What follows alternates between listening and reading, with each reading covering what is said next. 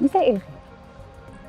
رغم مرور 26 سنة على رحيل الأميرة ديانا زوجة الملك تشارلز ملك بريطانيا، إلا إن في كل سنة الذكرى بتاعتها بتكون ذكرى مأساوية للشعب البريطاني، لأنه كان بيحبها جدا وكانت بتسمى بأميرة القلوب. الحقيقة تفاصيل كتيرة النهاردة في حلقتنا. بعد الفاصل هنتكلم عن أسرار وتفاصيل كتيرة جدا، والأول مرة عن تفاصيل حادث وفاة الأميرة ديانا ودودي الفايد أو عماد الفايد، نجل الملياردير المصري الأصل محمد الفايد رحمة الله عليه. بعد الفاصل هنشوف إيه التفاصيل الجديدة اللي كشفتها وفاة محمد الفايد في 23 أغسطس 2023 في حادث وفاة الأميرة ديانا وابنه عماد الفايد.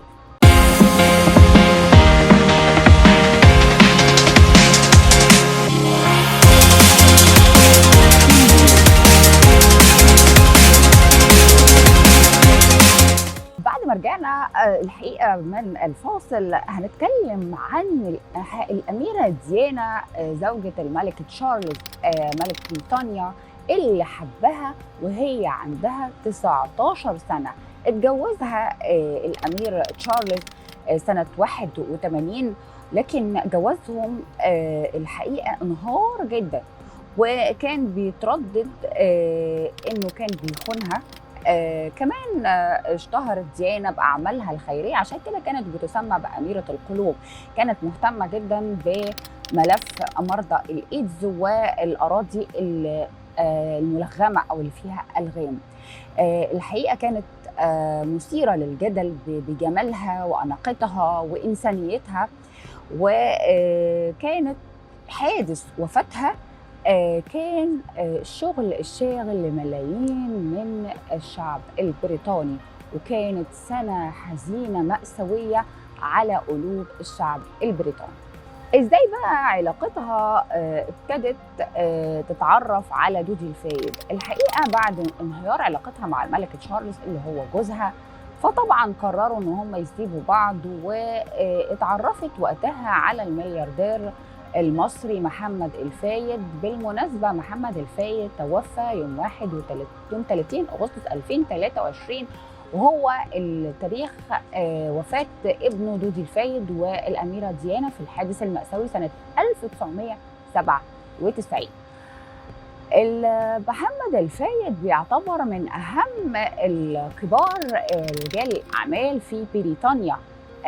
هو الحقيقة معروف جدا، وفي القرن الماضي والقرن الحالي لسه توفاه الله رحمة الله عليه. الأميرة ديانا الحقيقة في شهر يوليو وأغسطس سنة 1997 الصحافة كانت دايما محاصراها ومحاصرة دودي الفايد أو عماد الفايد. في كل مكان بيروحوا بياخدوا صورة ليهم علشان ينشروها وياخدوا مقابل بالملايين. في 31 أغسطس يوم السبت سنة 1997 كانوا راجعين من أجازتهم الثالثة في رحلة بحرية حوالين جزيرة سردينيا. مش هضيع وقت معاكم، لكن هنحكي في التفاصيل الخاصة بحادث الأميرة ديانا ووفاتها، لأنه فيه أسرار كتير زي ما اتفقنا في حلقتنا النهاردة. في فترة بعد الظهر رجعت الأميرة ديانا وعماد الفايد أو دودي الفايد معاهم الحارسين الشخصيين ليهم اسمه ريلز ويكس ويتقفليت في باريس. راحوا الأول فندق ريتز، وبعدين رجعوا لشقة دودي في الشانزليزيه قبل ما يرجعوا للفندق مرة تانية.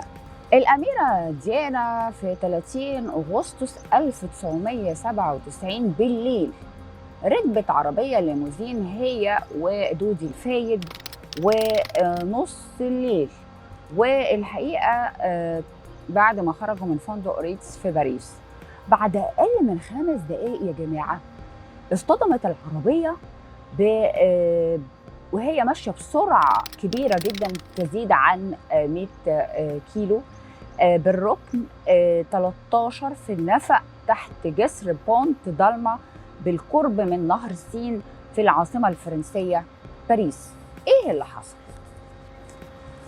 بعد محاولات لإنقاذهم تم الإعلان عن وفاة الأميرة ديانا في المستشفى، بالرغم من إنها وقت الحادث في السيارة كانت في كامل قواها العقلية، لكن كانت بتنزف من مناخيرها نزف بسيط جدا.